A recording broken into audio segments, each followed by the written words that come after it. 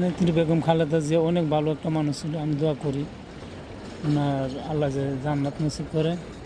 উনি ভালো একটা মানুষ, উনি দেশপ্রেমিক। উনি তো বলছে মরলে এই দেশে মরুন, এই দেশে আমার জন্ম।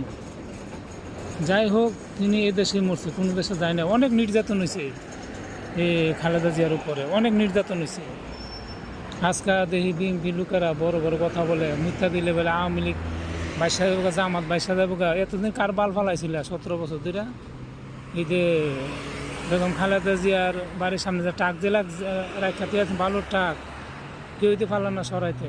জামাতের অনেক লোক মারা গেছে ওই মিছিলে গিয়া। কিন্তু বড় বড় কথা বলো না তোমরা। আসলে মির্জাফরের বাচ্চা, বিএনপির মধ্যে অনেক লোক আছে মির্জাফর, বড় বড় কথা বলো, লাঠি দেখলে দৌড়। আবার কথার মধ্যে বড় বড় চোরের দল আছে বিএনপির মধ্যে, শুয়ারের বাচ্চারা।